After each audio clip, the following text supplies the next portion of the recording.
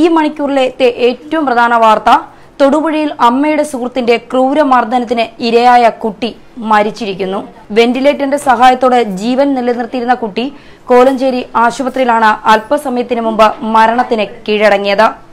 ലോകം ഒന്നടങ്കം പ്രാർത്ഥനയിലായ നിമിഷങ്ങളാണ് കടന്നുപോയിക്കൊണ്ടിരുന്നത്. അതിനിടയിൽ കുട്ടിയുടെ മരണം ഏവരെയും വേദനിപ്പിക്കുകയും ഞെട്ടിക്കുകയും ചെയ്തു. കുട്ടിയുടെ ആരോഗ്യനില കൂടുതൽ മോശമായിരുന്നു. കഴിഞ്ഞ ദിവസങ്ങളിലൊക്കെ മർദ്ദനമേറ്റ് 10ാം ദിവസമാണ് കുഞ്ഞ് മരണത്തിന് കീഴടങ്ങുന്നത്.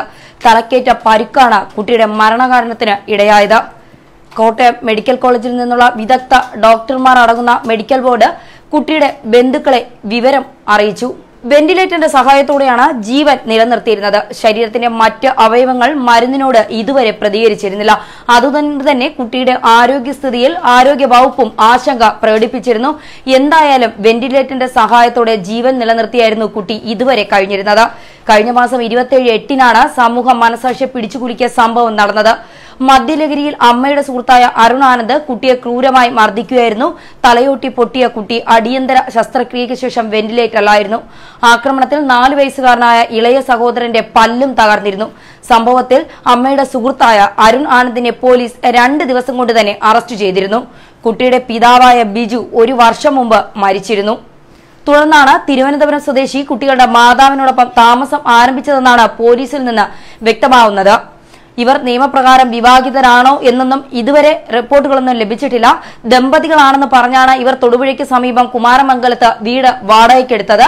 വീട് പരിക്കേറ്റെന്നായിരുന്നു കുട്ടിയോടൊപ്പമുണ്ടായിരുന്ന അമ്മയും അരുണും ആശുപത്രിയിൽ പറഞ്ഞത്. തൊടുപുഴയിലെ സ്വകാര്യ ആശുപത്രിയിൽ ഇരുവരും പരസ്പര വിരുദ്ധമായാണ് സംസാരിച്ചിരുന്നത്. കോലഞ്ചേരിയിലേക്ക് കൊണ്ടുപോയ ആംബുലൻസിൽ കയറാൻ മാതാവിന്റെ സുഹൃത്ത് വിസമ്മതം പ്രകടിപ്പിച്ചതും സംശയത്തിന് ഇടയാക്കിയിരുന്നു.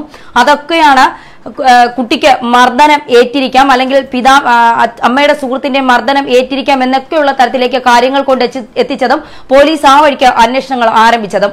മാതാവിന്റെ സുഹൃത്താണ് സഹോദരനെ വടികൊണ്ട് മർദ്ദിച്ചതെന്നും സഹോദരന്റെ തലയ്ക്കു പിന്നിൽ ശക്തമായി അടിച്ചെന്നും കാലിൽ പിടിച്ച് നിലത്തടിക്കുകയും ചെയ്തതായും ഇളയകുട്ടി മൊഴി നൽകിയിരുന്നു. തല പൊട്ടി ചോര വന്നപ്പോൾ താനാണ് അത് തുടച്ചതെന്നും ഇളയകുട്ടി ചൈൽഡ് വെൽഫെയർ കമ്മിറ്റി ചെയർമാനോട് വ്യക്തമാക്കിയിരുന്നു. എന്തായാലും ഏറെ വിഷമത്തോടെയും തീരാ നോവുമാണ് അവന്റെ മരണം സമ്മാനിച്ചിരിക്കുന്നത്. അമ്മയുടെ സുഹൃത്ത് അതിക്രൂരമായി ലൈംഗികമായും ശാരീരികമായും അവനെ പീഡിപ്പിച്ച് 10 ദിവസം മരണത്തോട് മല്ലടിച്ച ശേഷമാണ് തൊടുപുഴയിൽ 7 വയസ്സുകാരൻ മരണത്തിന് കീഴടങ്ങിയിരിക്കുന്നത്. ന്യൂസ് ഡെസ്ക് മലയാളി വാർത്ത.